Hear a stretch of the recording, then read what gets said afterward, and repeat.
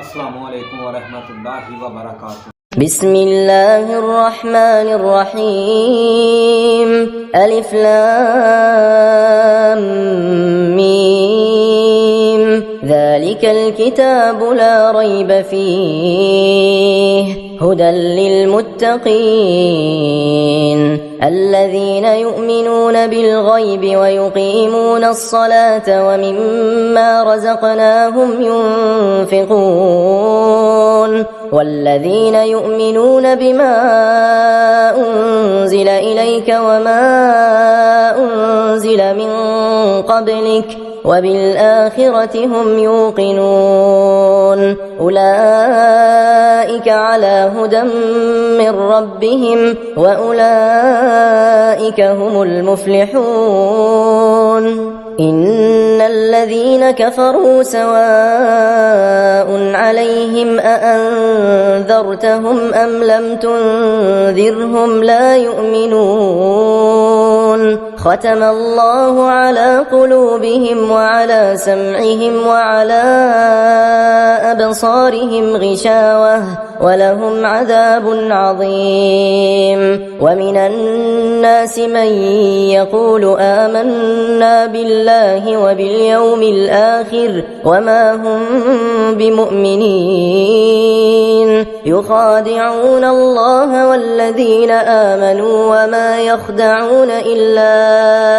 أنفسهم وما يشعرون في قلوبهم مرض فزادهم الله مرضا ولهم عذاب أليم بما كانوا يكذبون وإذا قيل لهم لا تفسدوا في الأرض قالوا إنما نحن مصلحون ألا إنهم هم المفسدون ولكن لا يشعرون وإذا قيل لهم آمنوا كما آمن الناس قالوا أنؤمن كما آمن السفهاء ألا إنهم هم السفهاء ولكن لا يعلمون وإذا لقوا الذين آمنوا قالوا آمنا وإذا خلوا إلى شياطينهم قالوا إنا معكم إنما نحن مستهزئون الله يستهزئ بهم ويمدهم في طغيانهم يعمهون أولئك الذين اشتروا الضلالة بالهدى فما ربحت تجارتهم وما كانوا مهتدين مثلهم كمثل الذي استوقد نارا فلما أضاءت ما حوله ذهب الله بنورهم وتركهم في ظلمات لا يبصرون صم بكم عمي فهم لا يرجعون أو كصيب من السماء فيه ظلمات ورعد وبرق يجعلون أصابعهم في آذانهم من الصواعق حذر الموت والله محيط بالكافرين يكاد البرق يخطف أبصارهم كلما أضاء لهم مشوا فيه وإذا أظلم عليهم قاموا ولو شاء الله لذهب بسمعهم وأبصارهم إن الله على كل شيء قدير يا أيها الناس اعبدوا ربكم الذي خلقكم والذين من قبلكم لعلكم تتقون الذي جعل لكم الأرض فراشا والسماء بناء وأنزل من السماء ماء فأخرج به من الثمرات رزقا لكم فلا تجعلوا لله أندادا وأنتم تعلمون وإن كنتم في ريب مما نزلنا على عبدنا فأتوا بسورة من مثله وادعوا شهداءكم من دون الله إن كنتم صادقين فإن لم تفعلوا ولن تفعلوا فاتقوا النار التي وقودها الناس والحجارة أعدت للكافرين وبشر الذين آمنوا وعملوا الصالحات أن لهم جنات تجري من تحتها الأنهار كلما رزقوا منها من ثمرة رزقا قالوا هذا الذي رزقنا من قبل وأتوا به متشابها ولهم فيها أزواج مطهرة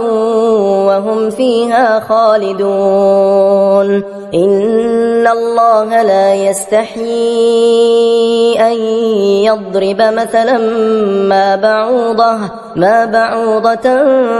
فما فوقها فأما الذين آمنوا فيعلمون أنه الحق من ربهم وأما الذين كفروا فيقولون ماذا أراد الله بهذا مثلا يضل به كثيرا ويهدي به كثيرا وما يضل به إلا الفاسقين الذين ينقضون عهد الله من بعد ميثاقه ويقطعون ما أمر الله به أن يوصل ويفسدون في الأرض أولئك هم الخاسرون كيف تكفرون بالله وكنتم أمواتا فأحياكم ثم يميتكم ثم يحييكم ثم إليه ترجعون هو الذي خلق لكم ما في الأرض جميعا ثم استوى إلى السماء فسواهن 7 سماوات وهو بكل شيء عليم وإذ قال ربك للملائكة إني جاعل في الأرض خليفة قالوا أتجعل فيها من يفسد فيها ويسفك الدماء ونحن نسبح بحمدك ونقدس لك قال إني أعلم ما لا تعلمون وعلم آدم الأسماء كلها ثم عرضهم على الملائكة فقال أنبئوني بأسماء هؤلاء إن كنتم صادقين قالوا سبحانك لا علم لنا إلا ما علمتنا إنك أنت العليم الحكيم قال يا آدم أنبئهم بأسمائهم فلما أنبأهم بأسمائهم قال ألم أقل لكم إني أعلم غيب السماوات والأرض وأعلم ما تبدون وما كنتم تكتمون وإذ قلنا للملائكة اسجدوا لآدم فسجدوا إلا إبليس أبى واستكبر وكان من الكافرين وقلنا يا آدم اسكن أنت وزوجك الجنة وكلا منها رغدا حيث شئتما ولا تقربا هذه الشجرة فتكونا من الظالمين فأزلهما الشيطان عنها فأخرجهما مما كانا فيه وقلنا اهبطوا بعضكم لبعض عدو ولكم في الأرض مستقر ومتاع إلى حين فتلقى آدم من ربه كلمات فتاب عليه إنه هو التواب الرحيم قلنا اهبطوا منها جميعا فإما يأتينكم مني هدى فمن تبع هداي فلا خوف عليهم ولا هم يحزنون والذين كفروا وكذبوا بآياتنا أولئك أصحاب النار هم فيها خالدون يا بني إسرائيل اذكروا نعمتي التي أنعمت عليكم وأوفوا بعهدي أوف بعهدكم وإياي فارهبون وآمنوا بما أنزلت مصدقا لما معكم ولا تكونوا أول كافر به ولا تشتروا بآياتي ثمنا قليلا وإياي فاتقون ولا تلبسوا الحق بالباطل وتكتموا الحق وأنتم تعلمون وأقيموا الصلاة وآتوا الزكاة واركعوا مع الراكعين أتأمرون الناس بالبر وتنسون أنفسكم وأنتم تتلون الكتاب أفلا تعقلون واستعينوا بالصبر والصلاة وإنها لكبيرة إلا على الخاشعين الذين يظنون أنهم ملاقو ربهم وأنهم إليه راجعون يا بني إسرائيل اذكروا نعمتي التي أنعمت عليكم وأني فضلتكم على العالمين واتقوا يوما لا تجزي نفس عن نفس شيئا ولا يقبل منها شفاعة ولا يؤخذ منها عدل ولا هم ينصرون وإذ نجيناكم من آل فرعون يسومونكم سوء العذاب يذبحون أبناءكم ويستحيون نساءكم وفي ذلكم بلاء من ربكم عظيم وإذ فرقنا بكم البحر فأنجيناكم وأغرقنا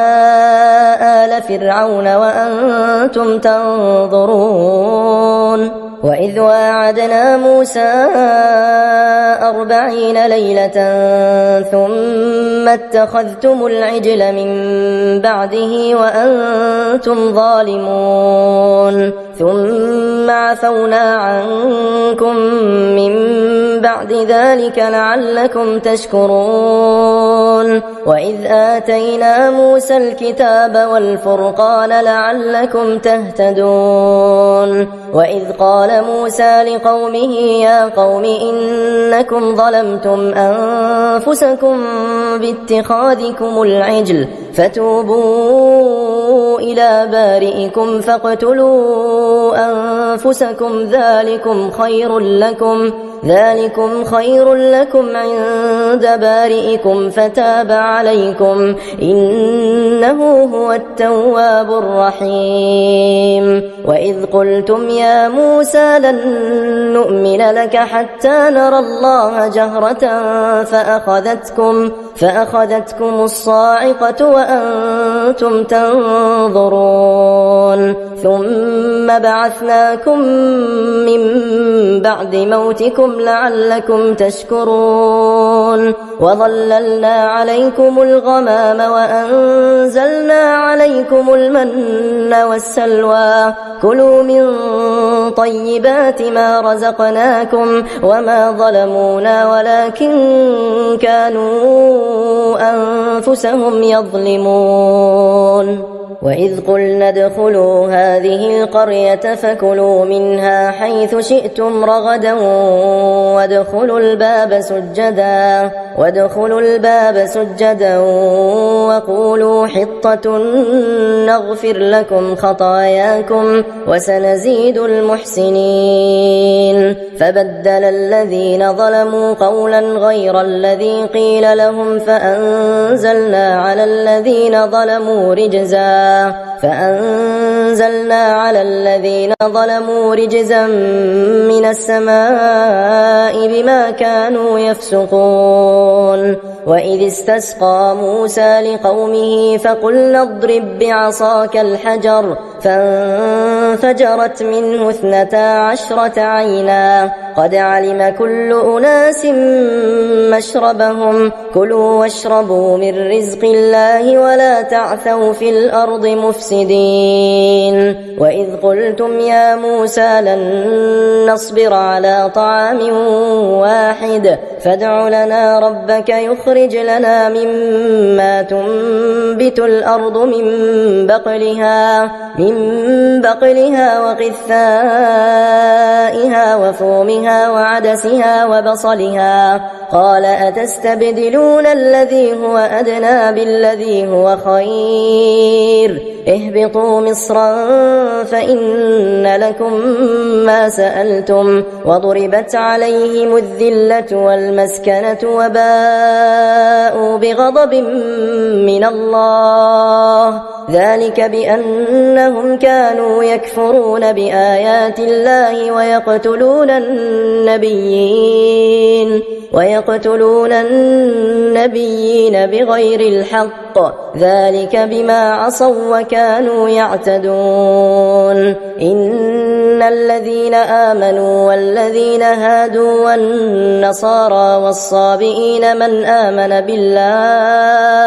من آمن بالله واليوم الآخر وعمل صالحا فلهم أجرهم عند ربهم ولا خوف عليهم ولا هم يحزنون وإذ أخذنا ميثاقكم ورفعنا فوقكم الطور خذوا ما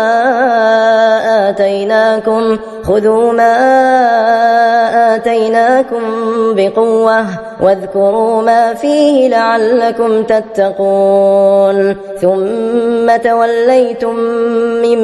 بعد ذلك فلولا فضل الله عليكم ورحمته لكنتم من الخاسرين ولقد علمتم الذين اعتدوا منكم في السبت فقلنا لهم كونوا قردة خاسئين فجعلناها نكالا لما بين يديها وما خلفها وموعظة للمتقين وإذ قال موسى لقومه إن الله يأمركم أن تذبحوا بقرة قالوا أتتخذنا هزوا قال أعوذ بالله أن أكون من الجاهلين قالوا ادع لنا ربك يبين لنا ما هي قال إنه يقول إنها بقرة لا فارض ولا بكر عوان بين ذلك فافعلوا ما تؤمرون قالوا ادع لنا ربك يبين لنا ما لونها قال إنه يقول إنها بقرة صفراء فاقع لونها تسر الناظرين قالوا ادع لنا ربك يبين لنا ما هي إن البقرة شابه علينا وإنا إن شاء الله لمهتدون قال إنه يقول إنها بقرة لا ذلول تثير الأرض ولا تسقي الحرث مسلمة لا شية فيها قالوا الآن جئت بالحق فذبحوها وما كادوا يفعلون وإذ قتلتم نفسا فادارأتم فيها والله مخرج ما كنتم تكتمون فقلنا اضربوه ببعضها كذلك يحيي الله الموتى ويريكم آياته لعلكم تعقلون ثم قست قلوبكم من بعد ذلك فهي كالحجارة أو أشد قسوة وإن من الحجارة لما يتفجر منه الأنهار وإن منها لما يشقق فيخرج منه الماء وإن منها لما يهبط من خشية الله وما الله بغافل عما تعملون أفتطمعون أن يؤمنوا لكم وقد كان فريق منهم يسمعون كلام الله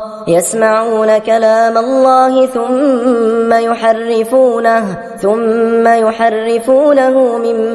بعد ما عقلوه وهم يعلمون وإذا لقوا الذين آمنوا قالوا آمنا وإذا خلا بعضهم إلى بعض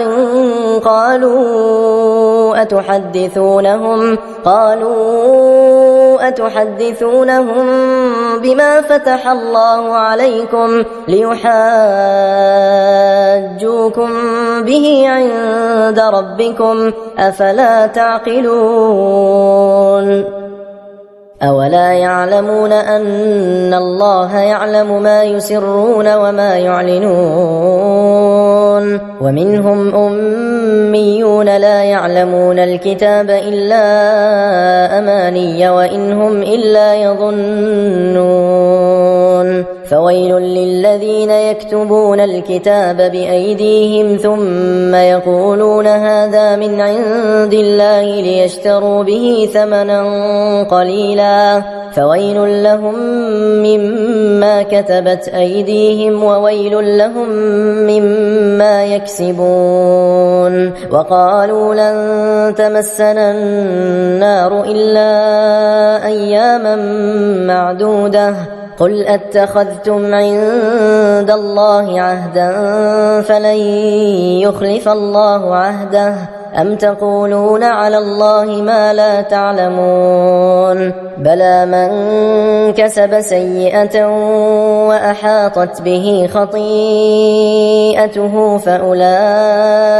أصحاب النار هم فيها خالدون والذين آمنوا وعملوا الصالحات أولئك أصحاب الجنة هم فيها خالدون وإذ أخذنا ميثاق بني إسرائيل لا تعبدون إلا الله وبالوالدين إحسانا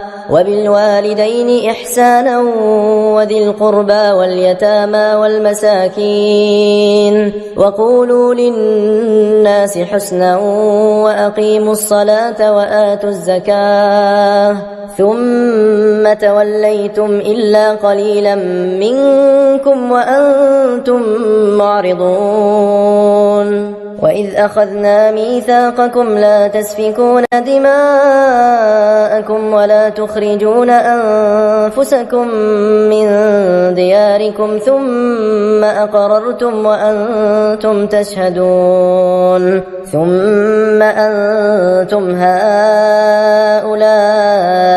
تقتلون أنفسكم وتخرجون فريقا منكم من ديارهم تظاهرون عليهم بالإثم والعدوان وإن يأتوكم أسارى تفادوهم وهو محرم عليكم إخراجهم أفتؤمنون ببعض الكتاب وتكفرون ببعض فما جزاء من يفعل ذلك منكم إلا خزي في الحياة الدنيا ويوم القيامة يردون إلى أشد العذاب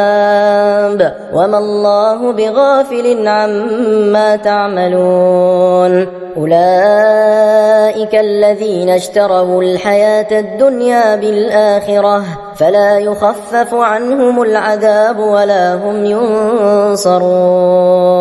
ولقد آتينا موسى الكتاب وقفينا من بعده بالرسل وآتينا عيسى ابن مريم البينات وأيدناه بروح القدس أفكلما جاءكم رسول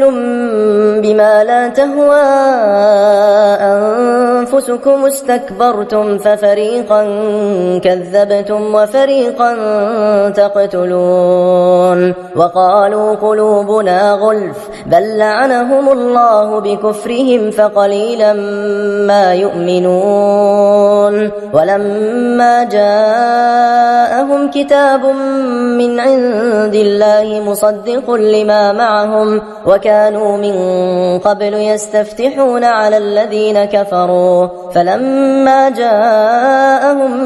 ما عرفوا كفروا به فلعنة الله على الكافرين بئس ما اشتروا به أنفسهم أن يكفروا بما أنزل الله بغيا أن ينزل الله من فضله على من يشاء من عباده فباءوا بغضب على غضب وللكافرين عذاب مهين وإذا قيل لهم آمنوا بما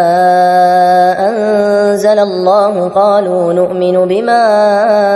أنزل علينا ويكفرون بما وراءه وهو الحق مصدقا لما معهم قل فلم تقتلون أنبياء الله من قبل إن كنتم مؤمنين ولقد جاءكم موسى بالبينات ثم اتخذتم العجل من بعده وأنتم ظالمون وإذ أخذنا ميثاقكم ورفعنا فوقكم الطور خذوا ما آتيناكم بقوة واسمعوا قالوا سمعنا وعصينا وأشربوا في قلوبهم العجل بكفرهم قل بئس ما يأمركم به إيمانكم إن كنتم مؤمنين قل إن كانت لكم الدار الآخرة عند الله خالصة من دون الناس فتمنوا الموت إن كنتم صادقين ولن يتمنوه أبدا بما قدمت أيديهم والله عليم بالظالمين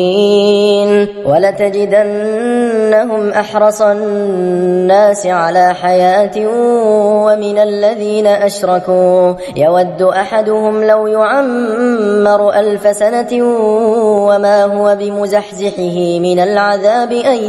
يعمر والله بصير بما يعملون قل من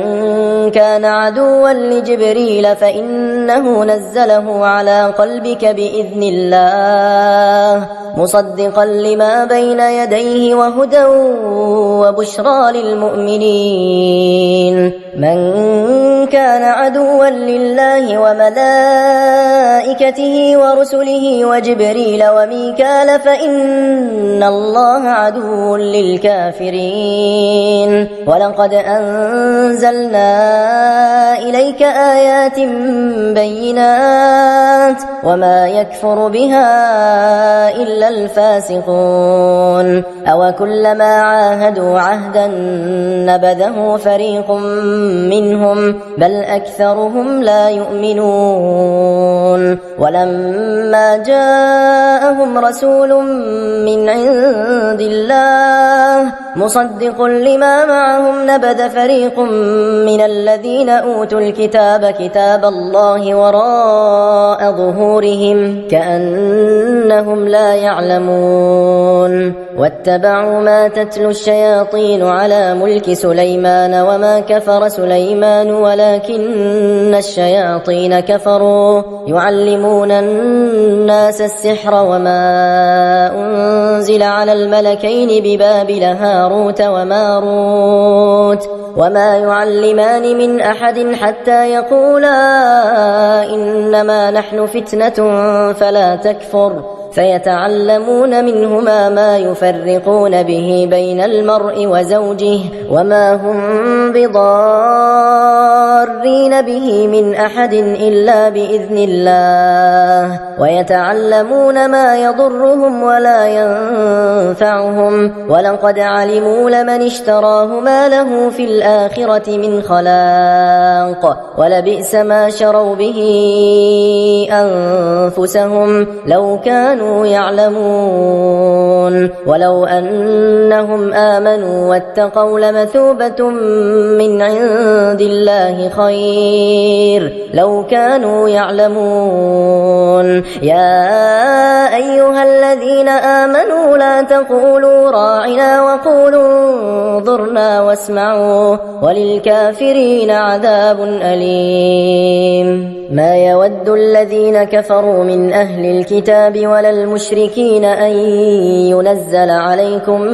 من خير من ربكم والله يختص برحمته من يشاء والله ذو الفضل العظيم ما ننسخ من آية أو ننسها نأت بخير منها أو مثلها ألم تعلم أن الله على كل شيء قدير ألم تعلم أن الله له ملك السماوات والأرض وما لكم من دون الله من ولي ولا نصير أم تريدون أن تسألوا رسولكم كما سئل موسى من قبل ومن يتبدل الكفر بالإيمان فقد ضل سواء السبيل ود كثير من أهل الكتاب لو يردونكم من بعد إيمانكم كفارا حسدا من عند أنفسهم من بعد ما تبين لهم الحق فاعفوا واصفحوا حتى يأتي الله بأمره إن الله على كل شيء قدير وأقيموا الصلاة وآتوا الزكاة وما تقدموا لأنفسكم من خير تجدوه عند الله إن الله بما تعملون بصير وقالوا لن يدخل الجنة إلا من كان هودا أو نصارى تلك أمانيهم قل هاتوا برهانكم إن كنتم صادقين بلى من أسلم وجهه لله وهو محسن فله أجره عند ربه ولا خوف عليهم ولا هم يحزنون وقالت اليهود ليست النصارى على شيء وقالت النصارى ليست اليهود على شيء وهم يتلون الكتاب كذلك قال الذين لا يعلمون مثل قولهم فالله يحكم بينهم يوم القيامة فيما كانوا فيه يختلفون ومن أظلم ممن منع مساجد الله أن يذكر فيها اسمه وسعى في خرابها أولئك ما كان لهم أن يدخلوها إلا خائفين لهم في الدنيا خزي ولهم في الآخرة عذاب عظيم ولله المشرق والمغرب فأينما تولوا فثم وجه الله إن الله واسع عليم وقالوا اتخذ الله ولدا سبحانه بل له ما في السماوات والأرض كل له قانتون بديع السماوات والأرض وإذا قضى أمرا فإنما يقول له كن فيكون وقال الذين لا يعلمون لولا يكلمنا الله أو تأتينا آية كذلك قال الذين من قبلهم مثل قولهم تشابهت قلوبهم قد بينا الآيات لقوم يوقنون إنا أرسلناك بالحق بشيرا ونذيرا ولا تسأل عن أصحاب الجحيم ولن ترضى عنك اليهود ولا النصارى حتى تتبع ملتهم قل إن هدى الله هو الهدى ولئن اتبعت أهواءهم بعد الذي جاءك من العلم ما لك من الله من ولي ولا نصير الذين آتيناهم الكتاب يتلونه حق تلاوته أولئك يؤمنون به ومن يكفر به فأولئك هم الخاسرون يا بني إسرائيل اذكروا نعمتي التي أنعمت عليكم وأني فضلتكم على العالمين واتقوا يوما لا تجزي نفس عن نفس شيئا ولا يقبل منها عدل ولا تنفعها شفاعة ولا هم ينصرون وإذ ابتلى إبراهيم ربه بكلمات فأتمهن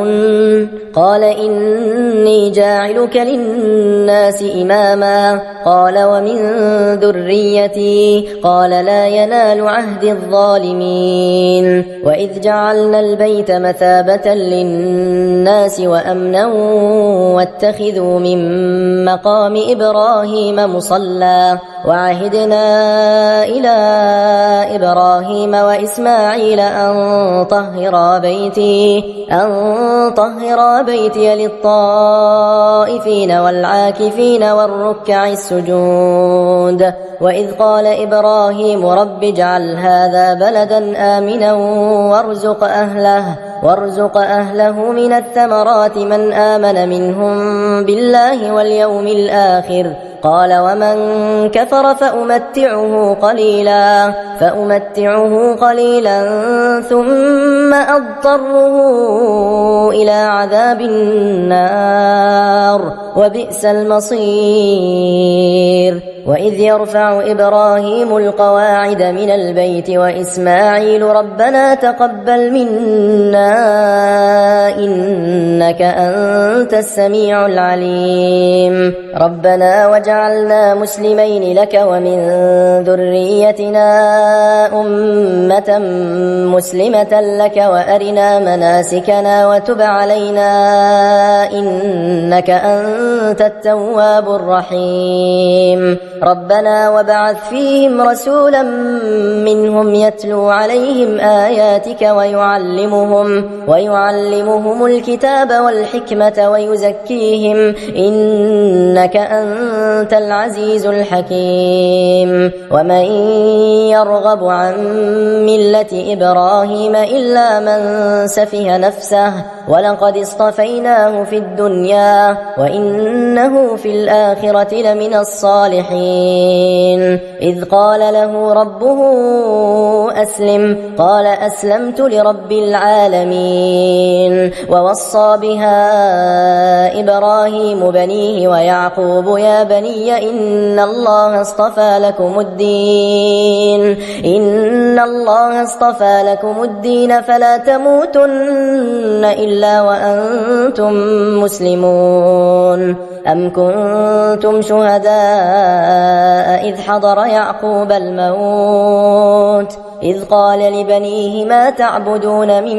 بعدي قالوا نعبد إلهك وإله آبائك إبراهيم وإسماعيل وإسحاق إلها واحدا ونحن له مسلمون تلك أمة قد خلت لها ما كسبت ولكم ما كسبتم ولا تسألون عما كانوا يعملون وقالوا كونوا هودا أو نصارى تهتدوا قل بل ملة إبراهيم حنيفا وما كان من المشركين قولوا آمنا بالله وما أنزل إلينا وما أنزل إلى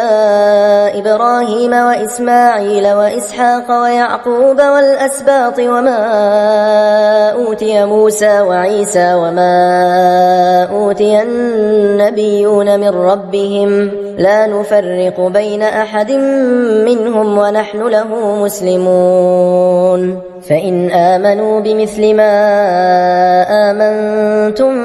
به فقد اهتدوا وإن تولوا فإنما هم في شقاق فسيكفيكهم الله وهو السميع العليم صبغة الله ومن أحسن من الله صبغة ونحن له عابدون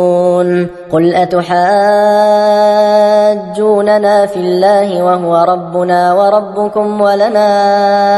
أعمالنا ولكم أعمالكم ونحن له مخلصون أم تقولون إن إبراهيم وإسماعيل وإسحاق ويعقوب والأسباط كانوا هودا أو نصارى قل أأنتم أعلم أم الله ومن أظلم ممن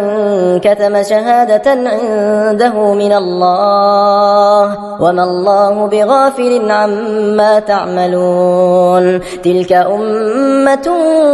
قد خلت لها ما كسبت ولكم ما كسبتم ولا تسألون عما كانوا يعملون سيقول السفهاء من الناس ما ولاهم عن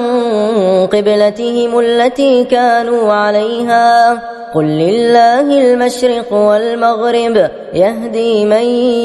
يشاء إلى صراط مستقيم وكذلك جعلناكم أمة وسطا لتكونوا شهداء على الناس ويكون الرسول عليكم شهيدا وما جعلنا القبلة التي كنت عليها إلا لنعلم من يتبع الرسول ممن ينقلب على عقبيه وإن كانت لكبيرة إلا على الذين هدى الله وما كان الله ليضيع إيمانكم إن الله بالناس لرؤوف رحيم قد نرى تقلب وجهك في السماء فلنولينك قبلة ترضاها فول وجهك شطر المسجد الحرام وحيث ما كنتم فولوا وجوهكم شطره وإن الذين أوتوا الكتاب ليعلمون أنه الحق من ربهم وما الله بغافل عما يعملون ولئن أتيت الذين أوتوا الكتاب بكل آية ما تبعوا قبلتك وما أنت بتابع قبلتهم وما بعضهم بتابع قبلة بعض ولئن اتبعت أهواءهم من بعد ما جاءك من العلم إنك إذا لمن الظالمين الذين آتيناهم الكتاب يعرفونه كما يعرفون أبناءهم وإن فريقا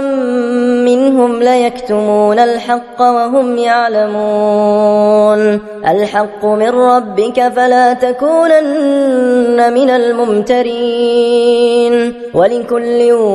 وجهة هو موليها فاستبقوا الخيرات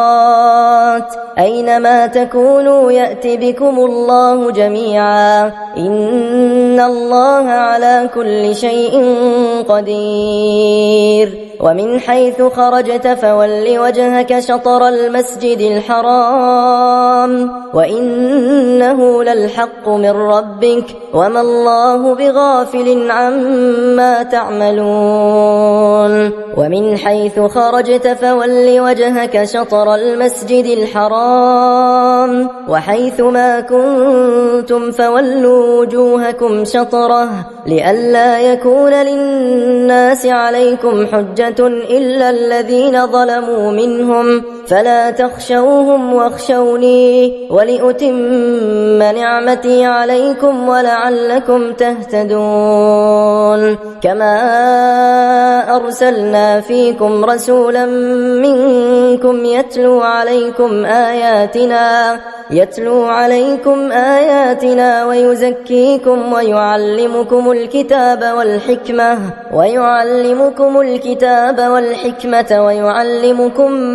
ما لم تكونوا تعلمون فاذكروني أذكركم واشكروا لي ولا تكفرون يا أيها الذين آمنوا استعينوا بالصبر والصلاة إن الله مع الصابرين ولا تقولوا لمن يقتل في سبيل الله أموات بل أحياء ولكن لا تشعرون ولنبلونكم بشيء من الخوف والجوع ونقص من الأموال والأنفس والثمرات وبشر الصابرين الذين إذا أصابتهم مصيبة قالوا إنا لله وإنا إليه راجعون أولئك عليهم صلوات من ربهم ورحمة وأولئك هم المهتدون إن الصفا والمروة من شعائر الله فمن حج البيت أو اعتمر فلا جناح عليه أن يطوف بهما ومن تطوع خيرا فإن الله شاكر عليم إن الذين يكتمون ما أنزلنا من البينات والهدى من بعد ما بيناه للناس في الكتاب أولئك يلعنهم الله ويلعنهم اللاعنون إلا الذين تابوا وأصلحوا وبينوا فأولئك أولئك أتوب عليهم وأنا التواب الرحيم. إن الذين كفروا وماتوا وهم كفار أولئك عليهم لعنة الله والملائكة والناس أجمعين خالدين فيها لا يخفف عنهم العذاب ولا هم ينظرون. وإلهكم إله واحد لا إله إلا هو الرحمن الرحيم. إن في خلق السماوات والأرض واختلاف الليل والنهار والفلك التي تجري في البحر بما ينفع الناس وما أنزل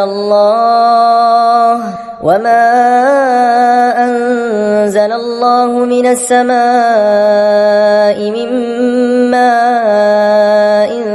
فأحيا به الأرض بعد موتها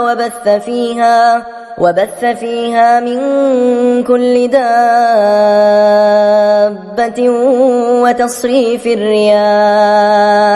وتصريف الرياح والسحاب المسخر بين السماء والأرض لآيات لقوم يعقلون. ومن الناس من يتخذ من دون الله أندادا يحبونهم كحب الله والذين آمنوا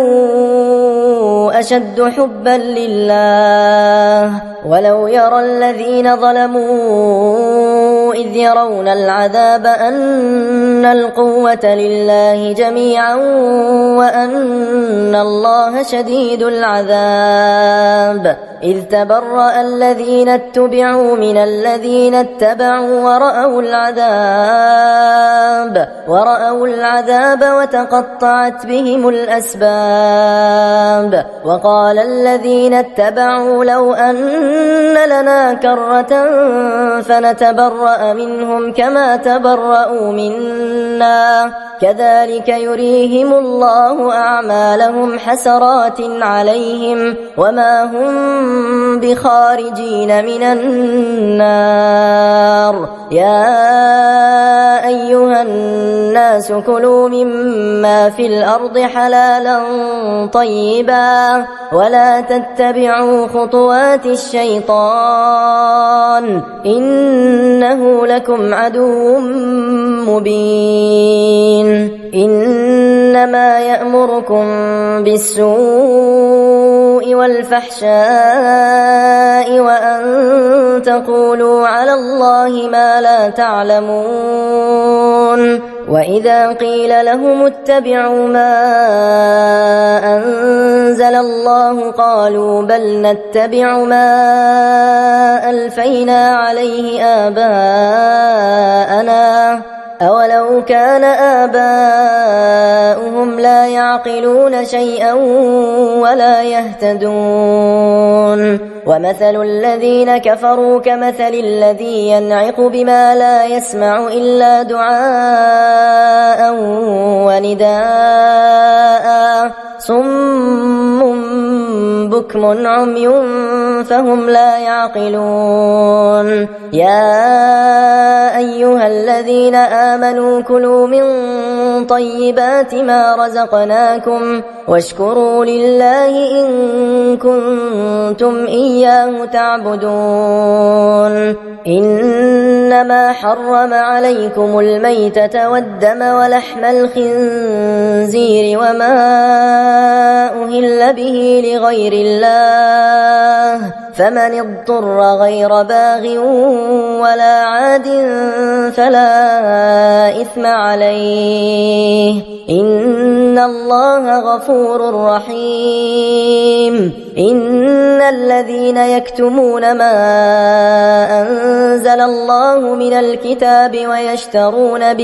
ويشترون به ثمنا قليلا أولئك ما يأكلون في بطونهم إلا النار ولا يكلمهم الله يوم القيامة ولا يزكيهم ولهم عذاب أليم أولئك الذين اشتروا الضلالة بالهدى والعذاب بالمغفرة فما أصبرهم على النار ذلك بأن الله نزل الكتاب بالحق وإن الذين اختلفوا في الكتاب لفي شقاق بعيد ليس البر أن تولوا وجوهكم قبل المشرق والمغرب ولكن البر من آمن بالله واليوم الآخر والملائكة والكتاب والنبيين وآتى المال على حبه ذوي القربى واليتامى والمساكين وابن السبيل والسائلين وفي الرقاب وأقام الصلاة وآتى الزكاة والموفون بعهدهم إذا عاهدوا والصابرين في البأساء والضراء وحين البأس أولئك الذين صدقوا وأولئك هم المتقون يا أيها الذين آمنوا كتب عليكم القصاص في القتلى الحر بالحر والعبد بالعبد والأنثى بالأنثى فمن عفي له من أخيه شيء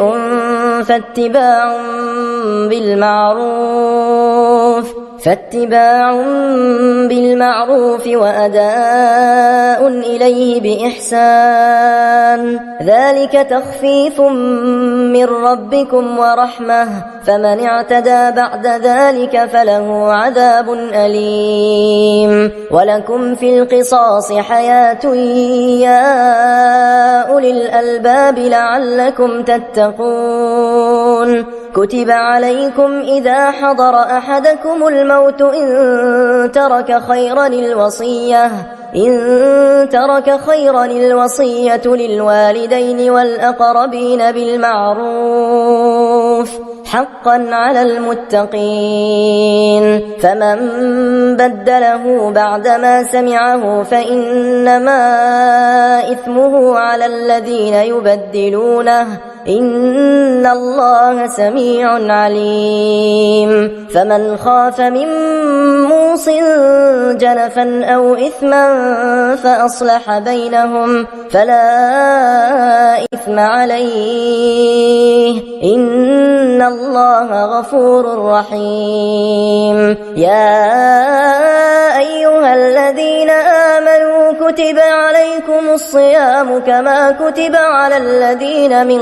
قبلكم لعلكم تتقون أياما معدودات فمن كان منكم مريضا أو على سفر فعدة من أيام أخر وعلى الذين يطيقونه فدية طعام مسكين فمن تطوع خيرا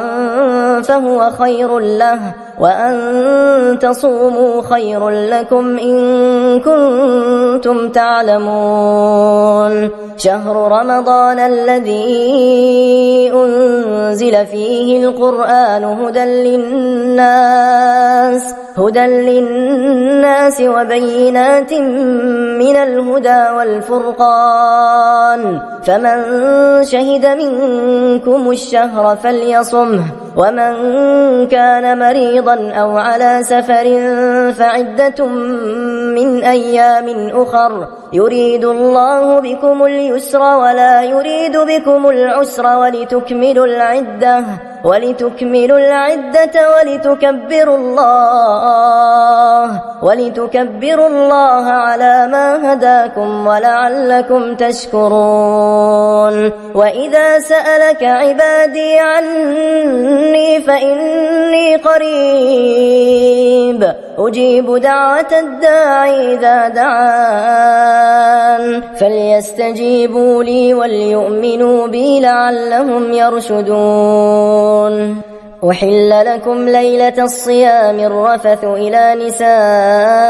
نسائكم هن لباس لكم وأنتم لباس لهن علم الله أنكم كنتم تختانون أنفسكم فتاب عليكم وعفى عنكم فالآن باشروهن وابتغوا ما كتب الله لكم وكلوا واشربوا حتى يتبين لكم الخيط الأبيض من الخيط الأسود من الفجر ثم أتموا الصيام إلى الليل ولا تباشروهن وأنتم عاكفون في المساجد تلك حدود الله فلا تقربوها كذلك يبين الله آياته للناس لعلهم يتقون. ولا تأكلوا أموالكم بينكم بالباطل وتدلوا بها إلى الحكام لتأكلوا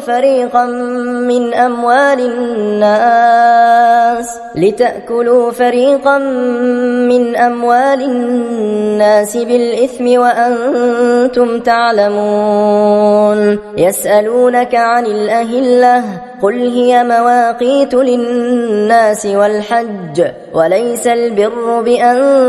تأتوا البيوت من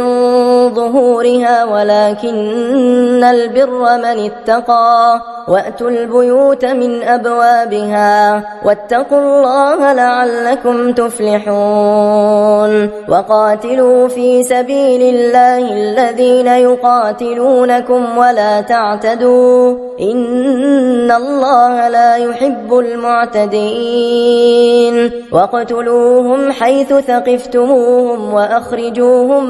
من حيث أخرجوكم والفتنة أشد من القتل ولا تقاتلوهم عند المسجد الحرام حتى يقاتلوكم فيه فإن قاتلوكم فاقتلوهم كذلك جزاء الكافرين. فإن انتهوا فإن الله غفور رحيم. وقاتلوهم حتى لا تكون فتنة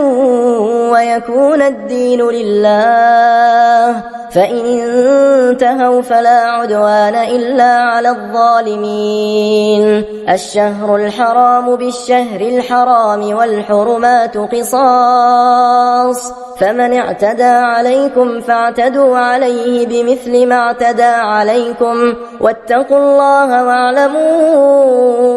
أن الله مع المتقين. وأنفقوا في سبيل الله ولا تلقوا بأيديكم إلى التهلكة وأحسنوا إن الله يحب المحسنين. وأتموا الحج والعمرة لله فإن أحصرتم فما استيسر من الهدي ولا تحلقوا رؤوسكم حتى يبلغ الهدي محله فمن كان منكم مريضا أو به أذى من رأسه ففدية من صيام أو صدقة أو نسك فإذا أمنتم فمن تمتع بالعمرة إلى الحج فما استيسر من الهدي فمن لم يجد فصيام 3 أيام في الحج و7 إذا رجعتم تلك 10 كاملة ذلك لمن لم يكن أهله حاضر المسجد الحرام واتقوا الله واعلموا أن الله شديد العقاب. الحج أشهر معلومات، فمن فرض فيهن الحج فلا رفث ولا فسوق ولا جدال في الحج، وما تفعلوا من خير يعلمه الله، وتزودوا فإن خير الزاد التقوى، واتقون يا أولي الألباب. ليس عليكم جناح أن تبتغوا فضلا من ربكم، فإذا أفضتم من عرفات فاذكروا الله عند المشعر الحرام، واذكروه كما هداكم وإن كنتم من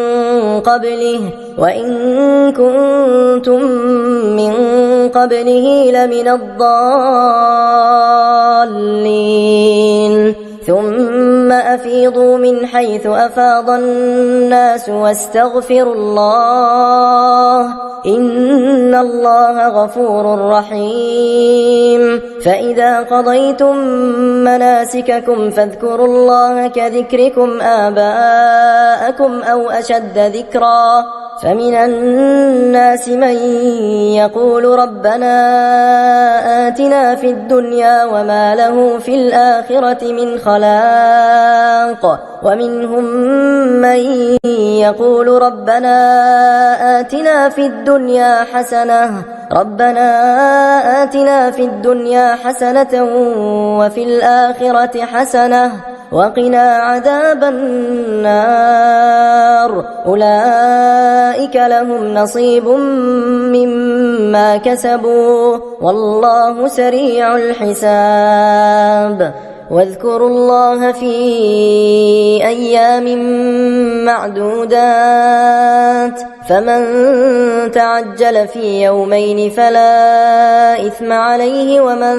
تأخر فلا إثم عليه لمن اتقى. واتقوا الله واعلموا أنكم إليه تحشرون. ومن الناس من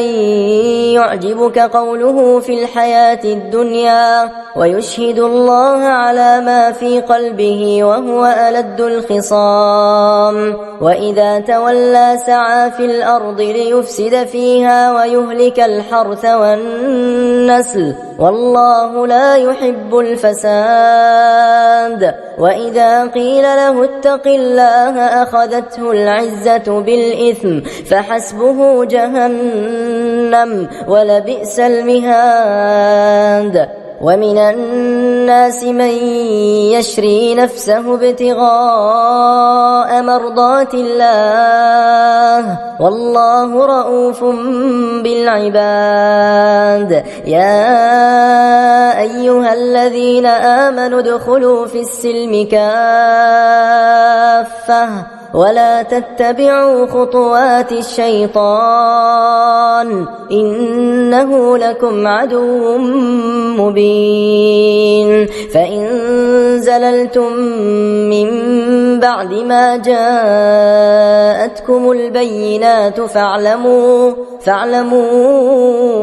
أن الله عزيز حكيم. هل ينظرون إلا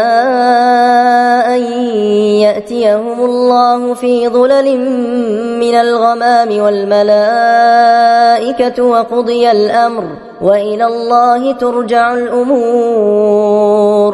سل بني إسرائيل كم آتيناهم من آية بينة ومن يبدل نعمة الله من بعد ما جاءته فإن الله شديد العقاب. زين للذين كفروا الحياة الدنيا ويسخرون من الذين آمنوا والذين اتقوا فوقهم يوم القيامة والله يرزق من يشاء بغير حساب. كان الناس أمة واحدة فبعث الله النبيين مبشرين ومنذرين وأنزل معهم الكتاب بالحق ليحكم بين الناس فيما اختلفوا فيه وما اختلف فيه إلا الذين أوتوه من بعد ما جاءتهم البينات بغيا بينهم فهدى الله الذين آمنوا لما اختلفوا فيه من الحق بإذنه والله يهدي من يشاء إلى صراط مستقيم. أم حسبتم أن تدخلوا الجنة ولما يأتكم مثل الذين خلوا من قبلكم مستهم البأساء والضراء وزلزلوا حتى يقول الرسول والذين آمنوا معه متى نصر الله ألا إن نصر الله قريب. يسألونك ماذا ينفقون قل ما أنفقتم من خير فللوالدين والأقربين واليتامى والمساكين وابن السبيل وما تفعلوا من خير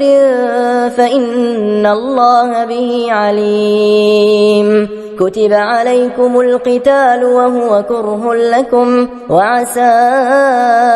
أن تكرهوا شيئا وهو خير لكم وعسى أن تحبوا شيئا وهو شر لكم والله يعلم وأنتم لا تعلمون. يسألونك عن الشهر الحرام قتال فيه قل قتال فيه كبير وصد عن سبيل الله وكفر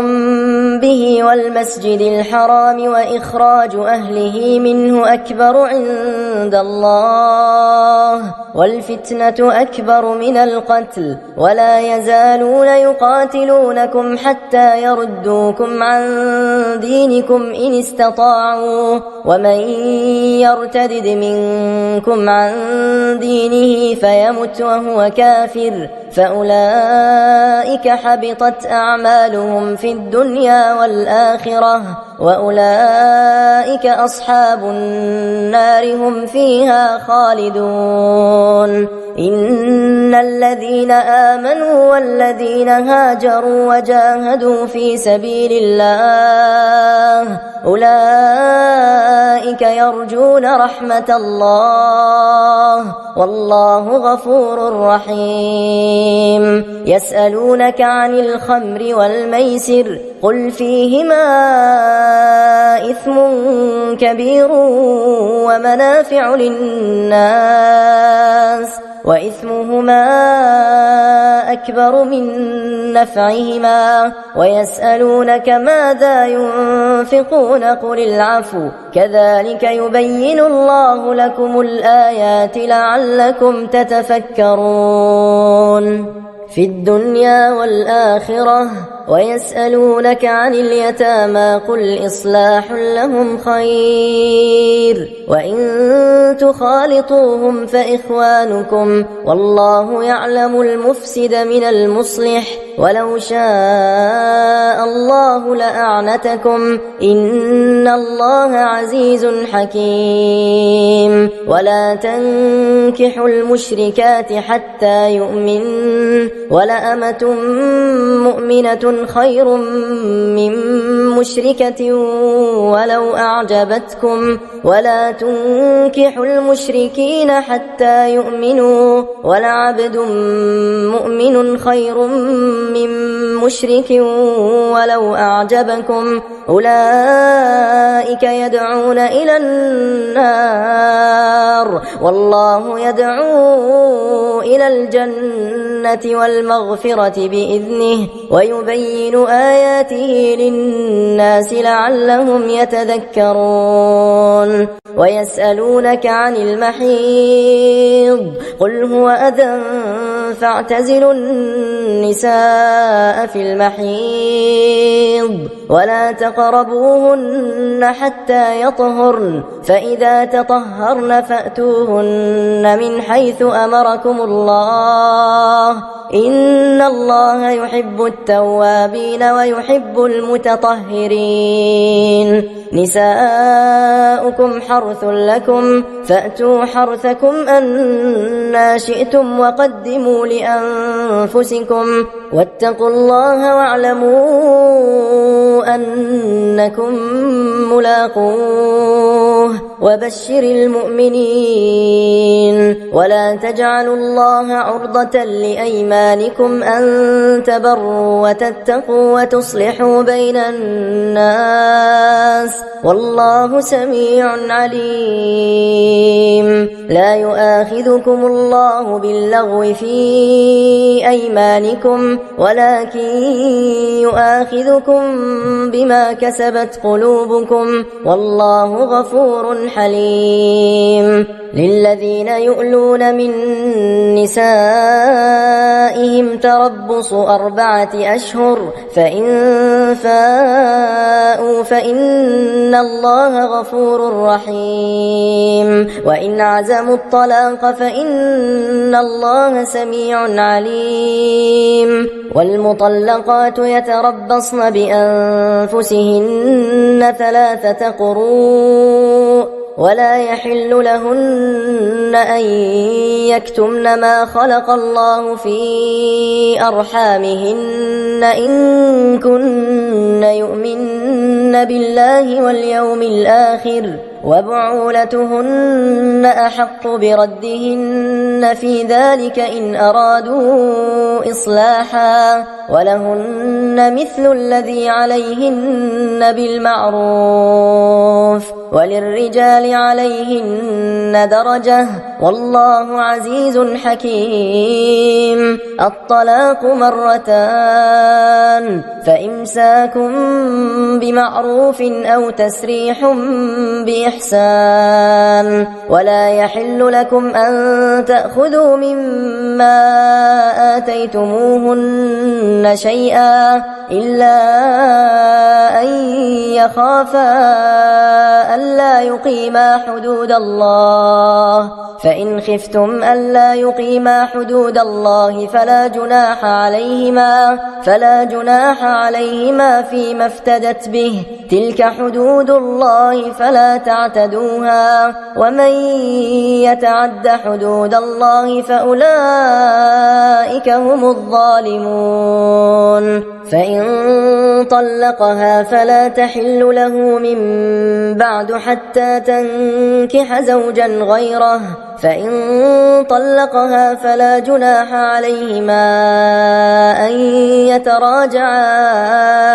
إن ظنا أن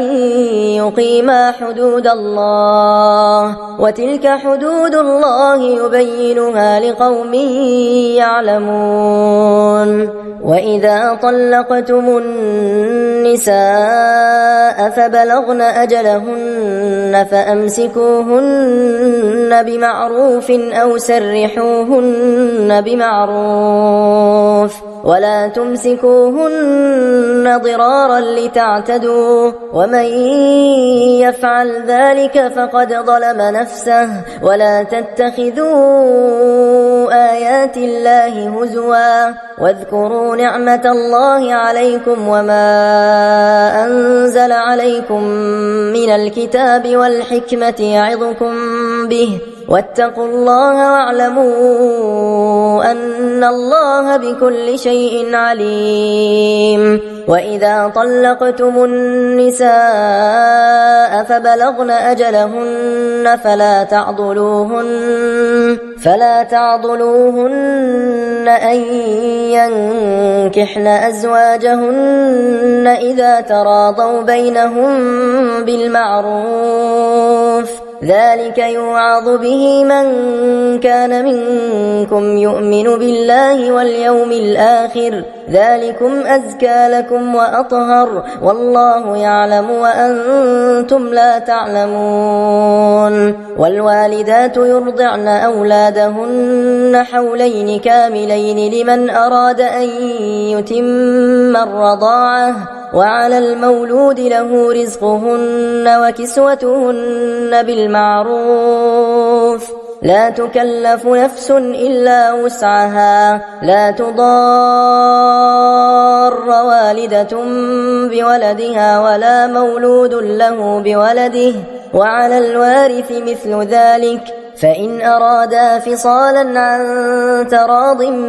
منهما وتشاور فلا جناح عليهما وإن أردتم أن تسترضعوا أولادكم فلا جناح عليكم إذا سلمتم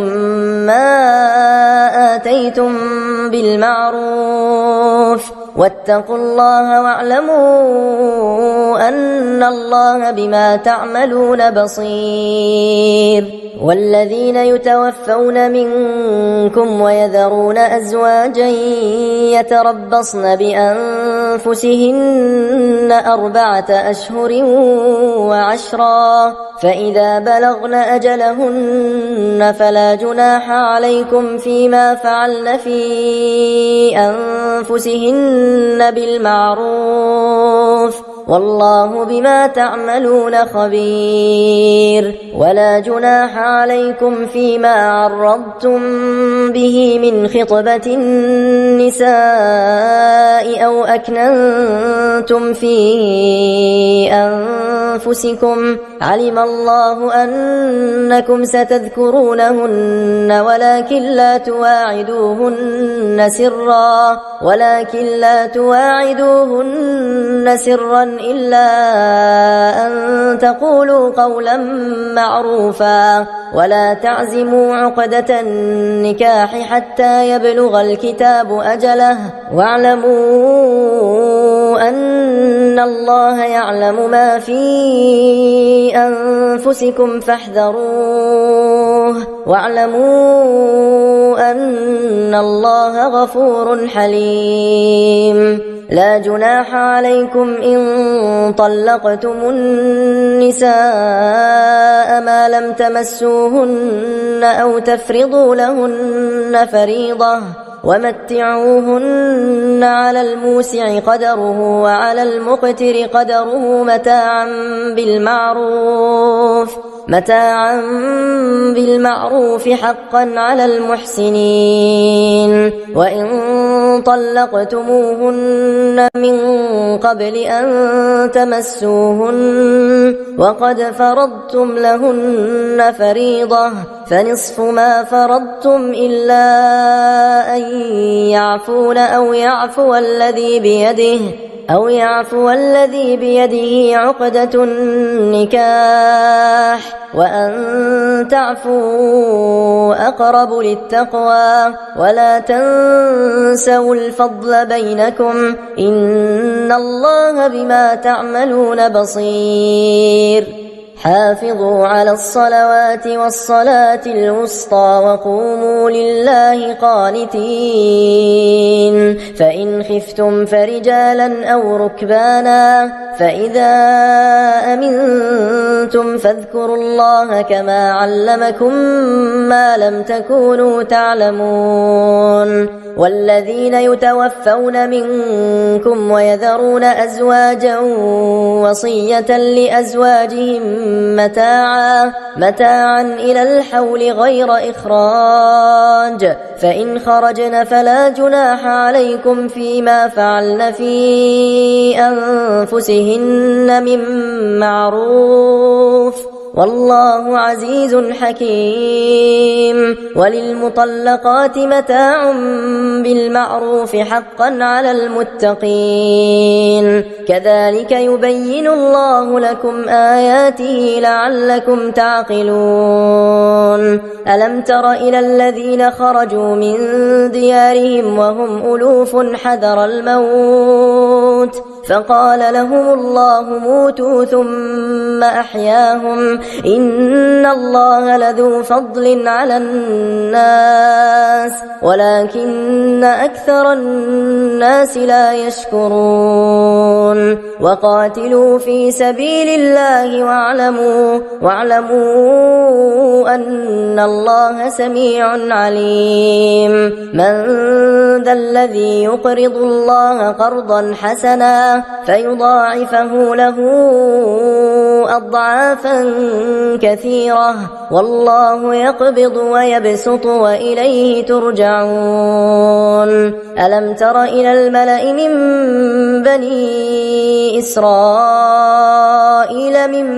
بعد موسى إذ قالوا لنبي له مبعث لنا ملكا نقاتل في سبيل الله قال هل عسيتم إن كتب عليكم القتال ألا تقاتلوا قالوا وما لنا ألا نقاتل في سبيل الله وقد أخرجنا من ديارنا وأبنائنا فلما كتب عليهم القتال تولوا إلا قليلا منهم والله عليم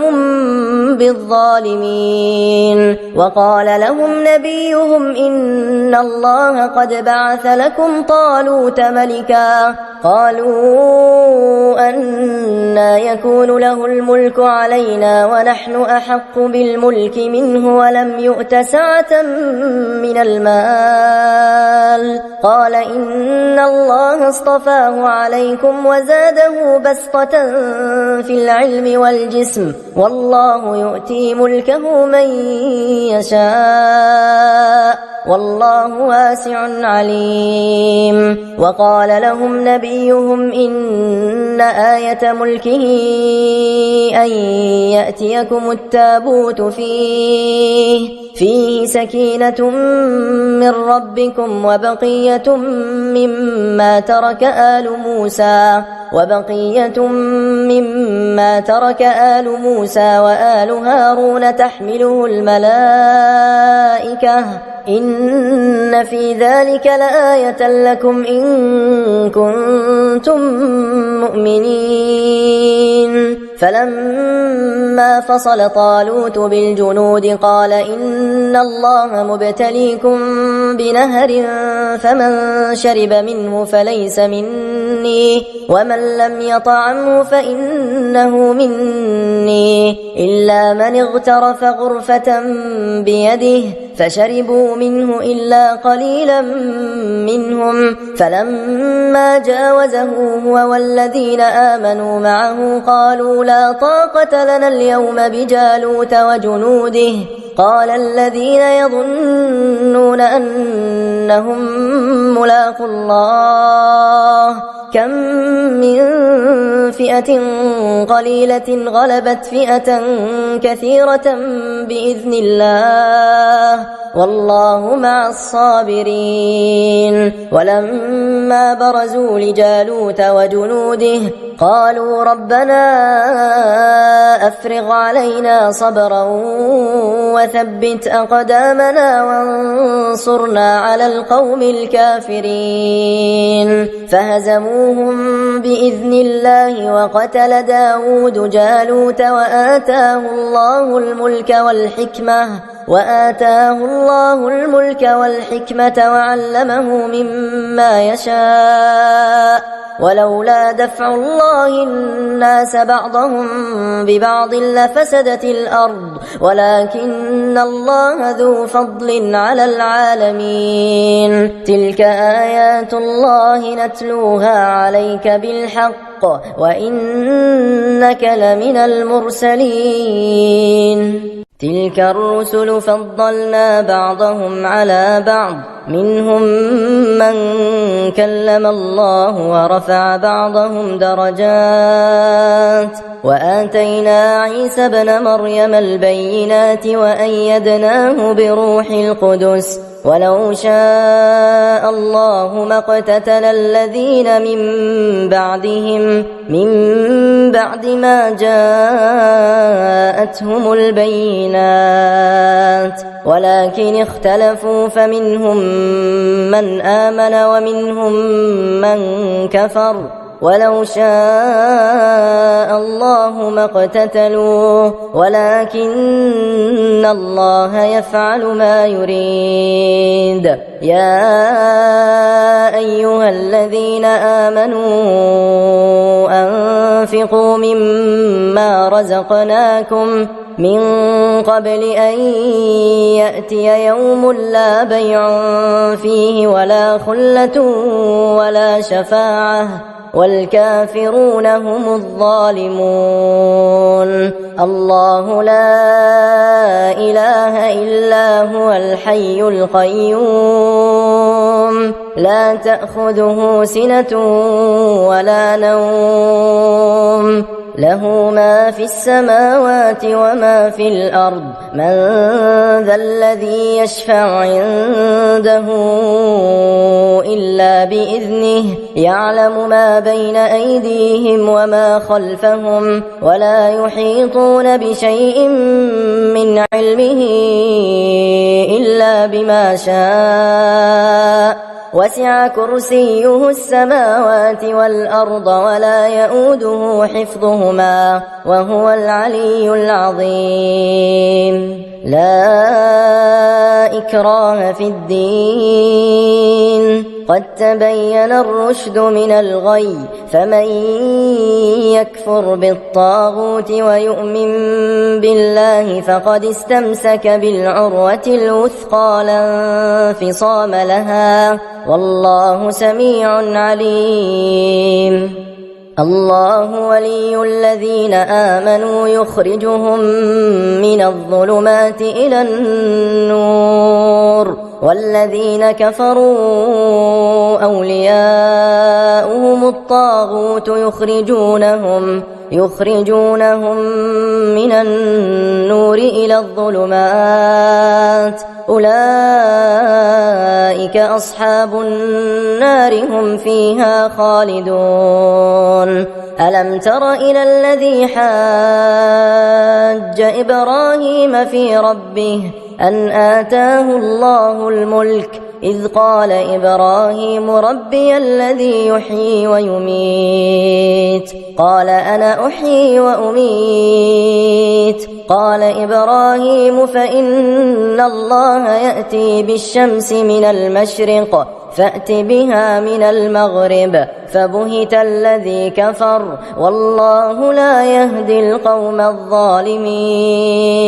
أو كالذي مر على قرية وهي خاوية على عروشها قال أنى يحيي هذه الله بعد موتها فأماته الله 100 عام ثم بعثه قال كم لبثت قال لبثت يوما أو بعض يوم قال بل لبثت 100 عام فانظر إلى طعامك وشرابك لم يتسنه وانظر إلى حمارك ولنجعلك آية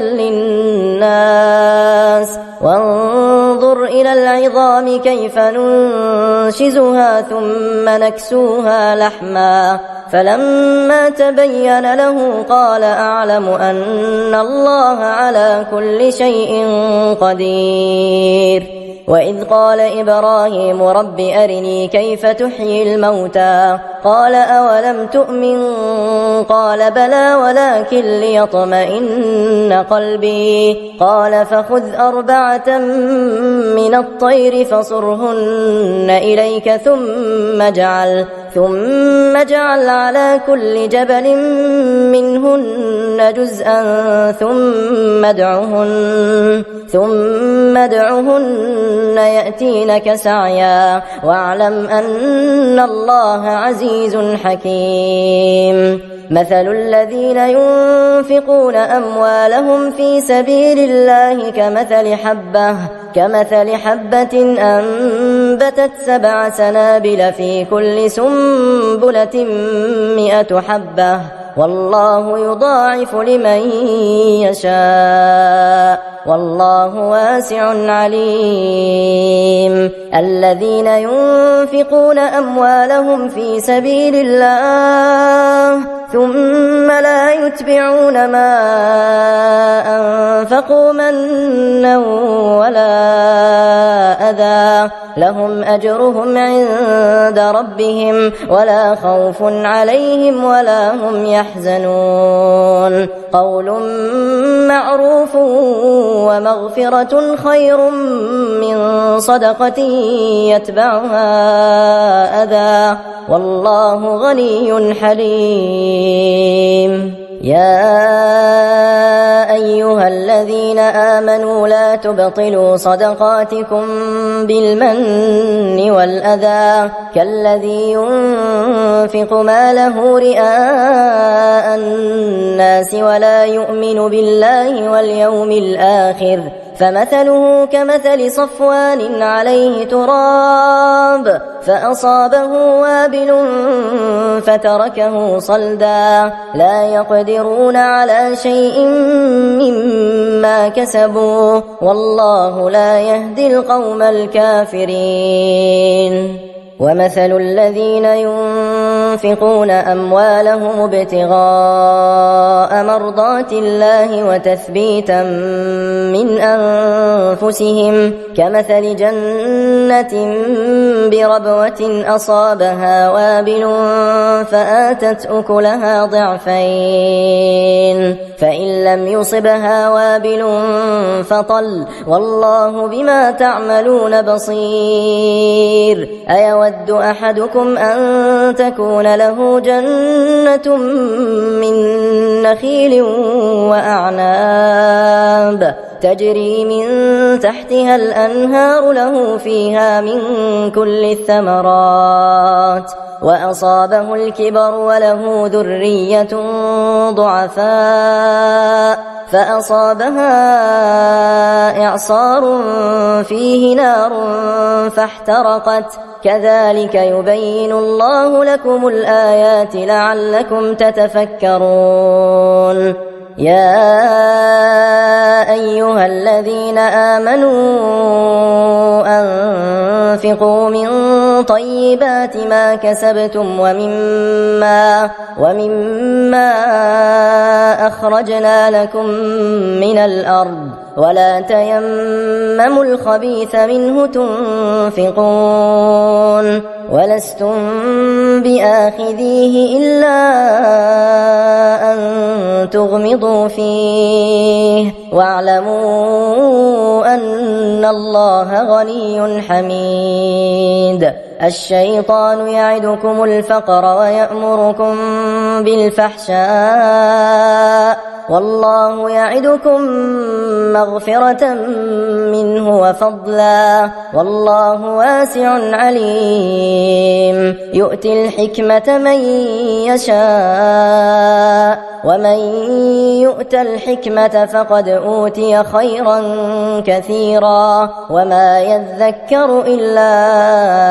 أولو الألباب. وما أنفقتم من نفقة أو نذرتم من نذر فإن الله يعلمه وما للظالمين من أنصار. إن تبدوا الصدقات فنعما هي وإن تخفوها وتؤتوها الفقراء فهو خير لكم ويكفر عنكم من سيئاتكم والله بما تعملون خبير. ليس عليك هداهم ولكن الله يهدي من يشاء وما تنفقوا من خير فلأنفسكم وما تنفقون إلا ابتغاء وجه الله وما تنفقوا من خير يوفى إليكم وأنتم لا تظلمون للفقراء الذين أحصروا في سبيل الله لا يستطيعون ضربا في الأرض يحسبهم الجاهل أغنياء من التعفف تعرفهم بسيماهم لا يسألون الناس إلحافا وما تنفقوا من خير فإن الله به عليم الذين ينفقون أموالهم بالليل والنهار سرا وعلانية فلهم أجرهم عند ربهم ولا خوف عليهم ولا هم يحزنون الذين يأكلون الربا لا يقومون إلا كما يقوم الذي يتخبطه الشيطان من المس ذلك بأنهم قالوا إنما البيع مثل الربا وأحل الله البيع وحرم الربا فمن جاءه موعظة من ربه فانتهى فله ما سلف وأمره إلى الله ومن عاد فأولئك أصحاب النار هم فيها خالدون يمحق الله الربا ويربي الصدقات والله لا يحب كل كفار أثيم إن الذين آمنوا وعملوا الصالحات وأقاموا الصلاة وآتوا الزكاة لهم أجرهم عند ربهم ولا خوف عليهم ولا هم يحزنون يا أيها الذين آمنوا اتقوا الله وذروا ما بقي من الربا إن كنتم مؤمنين فإن لم تفعلوا فأذنوا بحرب من الله ورسوله وإن تبتم فلكم رؤوس أموالكم لا تظلمون ولا تظلمون وإن كان ذو عسرة فنظرة إلى ميسرة وأن تصدقوا خير لكم إن كنتم تعلمون واتقوا يوما ترجعون فيه إلى الله ثم توفى كل نفس ما كسبت وهم لا يظلمون يا أيها الذين آمنوا إذا تداينتم بدين إلى أجل مسمى فاكتبوه وليكتب بينكم كاتب بالعدل ولا يأب كاتب أن يكتب كما علمه الله فليكتب وليملل الذي عليه الحق وليتق الله ربه ولا يبخس منه شيئا فإن كان الذي عليه الحق سفيها أو ضعيفا أو لا يستطيع أن يمل هو فليملل وليه بالعدل واستشهدوا شهيدين من رجالكم فإن لم يكونا رجلين فرجل وامرأتان ممن ترضون من الشهداء أن تضل إحداهما فتذكر إحداهما الأخرى ولا يأبى الشهداء إذا ما دعوا ولا تسأموا أن تكتبوه صغيرا أو كبيرا إلى أجله ذلكم أقسط عند الله وأقوم للشهادة وأدنى ألا ترتابوا إلا أن تكون تجارة حاضرة تديرونها بينكم فليس عليكم جناح ألا تكتبوها وأشهدوا إذا تبايعتم ولا يضار كاتب ولا شهيد وإن تفعلوا فإنه فسوق بكم واتقوا الله ويعلمكم الله والله بكل شيء عليم. وإن كنتم على سفر ولم تجدوا كاتبا فرهان مقبوضة فإن أمن بعضكم بعضا فليؤدي الذي اؤتمن أمانته وليتق الله ربه ولا تكتموا الشهادة ومن يكتمها فإنه آثم قلبه والله بما تعملون عليم. لله ما في السماوات وما في الأرض وإن تبدوا ما في أنفسكم أو تخفوه يحاسبكم به الله فيغفر لمن يشاء ويعذب من يشاء والله على كل شيء قدير. آمن الرسول بما أنزل إليه من ربه والمؤمنون كل آمن بالله وملائكته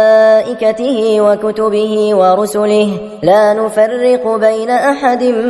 من رسله وقالوا سمعنا وأطعنا غفرانك ربنا وإليك المصير. لا يكلف الله نفسا إلا وسعها لها ما كسبت وعليها ما اكتسبت ربنا لا تؤاخذنا إن نسينا